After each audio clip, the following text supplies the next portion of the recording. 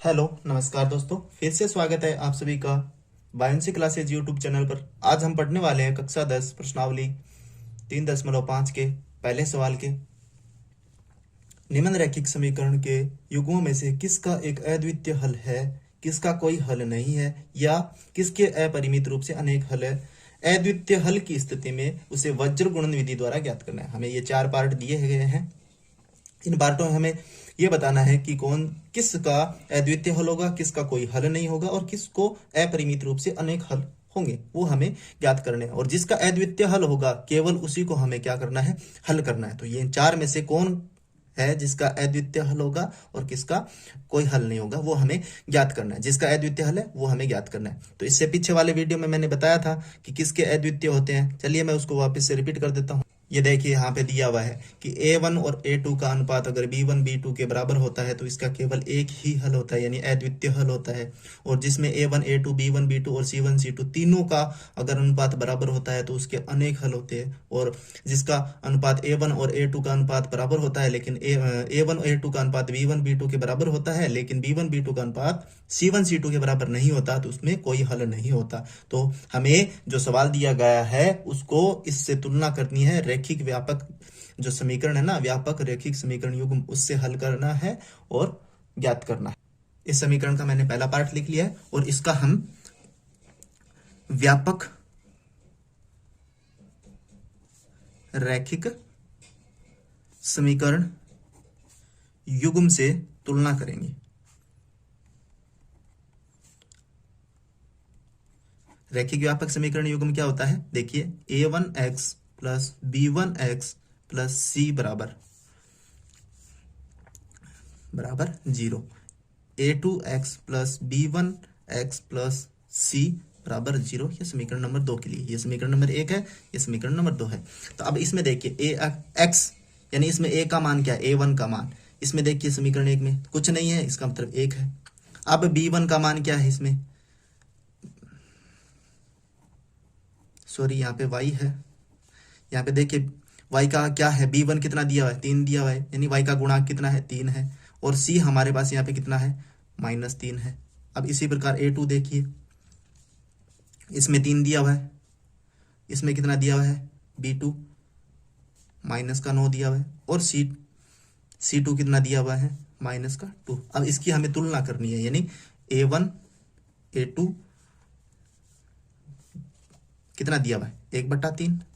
और b1 b2 कितना दिया हुआ है, 3 बट्टा -3 है, -3 बट्टा -9।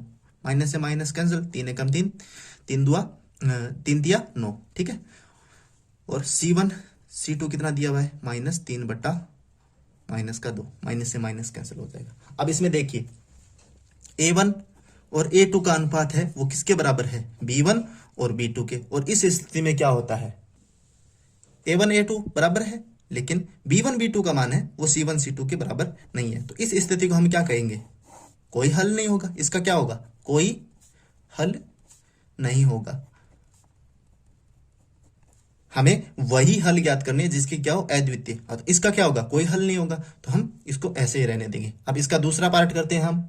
दूसरा पार्ट दिया है 2x प्लस वाई बराबर 5, 3x प्लस 2y बराबर 8। और इसको हम क्या ले आएंगे, ये जो बराबर में इनको इस साइड ले आएंगे, ठीक है। चलिए मैं इसको कॉपी पे उतार लेता हूँ। इसको मैंने कॉपी पर उतार लिया है। अब इसको थोड़ा ढंग से लिख लेते हैं, ये जो बराबर में उसको इस साइड ले आता हूँ मैं। तो 2x प्लस वाई, ये प्लस का है, इस साइड आएगा तो माइनस का हो जाएगा, -5। बराबर में क्या बचेगा, 0 बचेगा। ये हमारे समीकरण 1 हो जाएगी।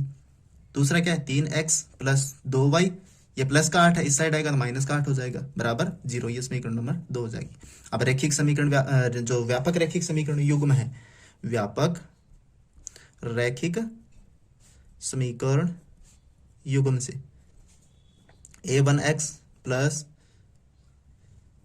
b1y प्लस c बराबर 0, ये 1 नंबर के लिए। a2x plus b2y plus c2 बराबर 0, ये 2 नंबर, ठीक है। अब इसकी हम तुलना करते हैं, a1 a2 b1 b2 c1 c2, इनके हम मान लिख लेते हैं। a1 का मान कितना है, 2 है। A2 का मान कितना है, दूसरी समीकरण में 3 है। B1 का मान कितना है, यहाँ पे y है, इसका मतलब 1 है। B2 का मान कितना है, 2 है, 2y मतलब 2 है। C1 का कितना मान है, -5 सॉरी, और C2 का कितना है, -8। अब इनकी तुलना कर लेते हैं। देखिए A1 A2 का अनुपात क्या है, 2/3। B1 B2 इसका अनुपात क्या है, 1/2। और C1 और C2 का अनुपात कितना है, -5/-8। माइनस से माइनस कैंसिल आउट होगा, ठीक है। तो अब देखिए न तो A1 है वो A2 के बराबर है, और न A1 और A2 का अनुपात है वो B1 B2 अनुपात के बराबर नहीं है। यानी पहला अनुपात है वो इसके A1 और A2 का अनुपात है वो B1 B2 के बराबर नहीं है। तो इसके क्या होंगे, अद्वितीय हल होंगे। क्या होंगे, अद्वितीय हल होंगे। अब इस अद्वितीय हल के लिए हमें क्या करना है, समीकरण को वज्र गुणन विधि से ज्ञात करना है। चलिए इसको वज्र गुणन विधि से ज्ञात करते हैं। वज्र गुणन विधि से, वज्र गुणन विधि से, ठीक है। वज्र गुणन विधि के लिए हम क्या करते हैं, पहले x लिख लेते हैं, फिर y लिख लेते हैं, फिर 1 लिख लेते हैं, ठीक है।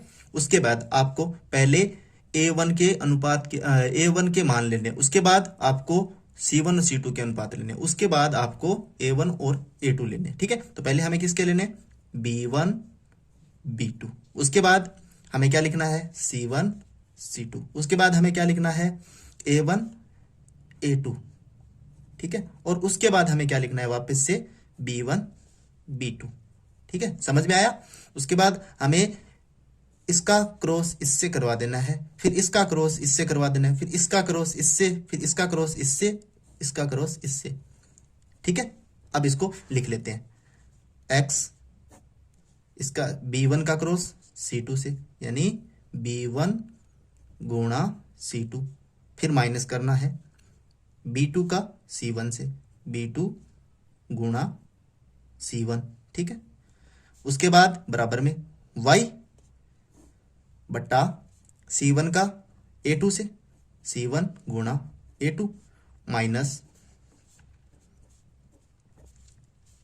C2 गुणा A1, C2 गुणा A1, ठीक है। उसके बाद 1 का लेना है बराबर में, 1 बट्टा कितना हो जाएगा, A1 का गुणा B से, A1 का गुणा B2 से, माइनस A2 का गुणा B1 से, A2 का गुणा B1 से। अब इनके हमें मान रख देने हैं। B1 का मान रख देना है, ठीक है, x बटा B1 का मान हमने क्या ज्ञात किया था, यहाँ पे देखिए B1 का मान 1 है, B2 का मान 2 है। इसी प्रकार ये मान हमें रख देने हैं, ठीक है। तो चलिए B1 का मान हमें 1 दिया हुआ है, गुणा में C2 का मान कितना दिया हुआ है, -8 दिया हुआ है, ठीक है। उसके बाद ये माइनस का चिन्ह, ठीक है, और ये बड़ा ब्रैकेट लगा देंगे, ठीक है। और यहाँ पे B2 का मान हमारे पास कितना दिया हुआ है, ठीक है, 2 दिया हुआ है, ठीक है। उसके बाद C1 का मान हमारे पास कितना दिया हुआ है, -5 दिया, ठीक है, -5, ठीक है। और इसको बड़े ब्रैकेट में बंद कर देंगे, ठीक है। अब बराबर में y, C1 का मान कितना है, 5 दिया हुआ है, माइनस का। उसके बाद A2 का मान कितना दिया हुआ है, 2 दिया हुआ है, ठीक है। उसके बाद माइनस C2 का मान कितना दिया हुआ है, -8। उसके बाद A1 का मान कितना दिया हुआ है, 2, ठीक है, बराबर में 1। A1 का मान कितना दिया हुआ है, 2। उसके बाद B2 का मान कितना दिया हुआ है, 2, और ये माइनस। A2 का मान कितना दिया हुआ है, 3। A2 का मान कितना, 3। उसके बाद B1 का मान कितना दिया हुआ है, 1, ठीक है। ये क्रॉस है, गुणा है, ठीक है, 1 दिया हुआ है, ठीक है। B1 का मान 1 दिया हुआ। अब हमें इनका हल करना है, यानी इनको जोड़ बाकी गुणा करना है, ठीक है। x बट्टा 1 का -8 से गुणा कितना हो जाएगा, -8, ठीक है। और ये माइनस का माइनस, 2 का -5 से गुणा कितना हो जाएगा, -10, ठीक है। उसके बाद बराबर y बट्टा 5 का गुणा 3 से, -5 का गुणा 3 से कितना हो जाएगा, -15 हो जाएगा, ठीक है। और ये माइनस का माइनस, -8 का 2 से गुणा कितना हो जाएगा, -16 बराबर 1/2 का 2 से गुणा 4 हो जाएगा। उसके बाद माइनस है 3 का गुणा 1 से 3 हो जाएगा। ठीक है, अब हमें इनके मान लिखने हैं, प्लस माइनस करना है। इस माइनस से गुणा करेंगे तो प्लस का हो जाएगा, तो हमारे पास कितना बचेगा 10 बचेगा, और ये कितना हो जाएगा माइनस का 8। ठीक है, तो ये प्लस का 10।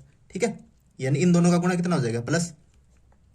उसके बाद y बटा में ये कितना है माइनस का 15, और ये माइनस का प्लस में हो जाएगा, और ये कितना बचेगा 16 बराबर 1/4 माइनस 3 कितना हो जाएगा 1 बचेगा, 1/1 बचेगा। अब हमें इन बाकी बचे हैं उनको मैं आगे वाले पृष्ठ पे करता हूँ। प्लस माइनस का इस सवाल में आपको खास करके ध्यान रखना है। ठीक है, सवाल वरना पूरा गलत हो जाएगा। ठीक है, -8 और +10 कितना बचेगा x/2 बराबर y/-15 और +16 कितना बचेगा y/1 बचेगा। ठीक है, बराबर 1/1। अब हमें एक बार x/2 बराबर 1/1 करना है, और एक बार y/1 बराबर 1/1 करना है। अब इनका क्रॉस गुणा करवा देते हैं। x का 1 से क्रॉस गुणा x होगा, 2 का 1 से क्रॉस गुणा बराबर में 2 हो जाएगा, तो x का मान कितना आ गया 2 आ गया। y का 1 से गुणा y हो जाएगा, और 1 का 1 से गुणा 1, तो ये हमारे पास x और y के क्या आ गए मान आ गए। इस प्रकार आपको वज्र गुणन विधि द्वारा और भी सवाल करने हैं, जिनको मैं आगे वाले वीडियो में बताऊंगा। Thank you so much video पूरा देखने के लिए। अगर वीडियो अच्छा लगे तो एक लाइक कीजिए और चैनल को सब्सक्राइब कीजिए। Thank you so much.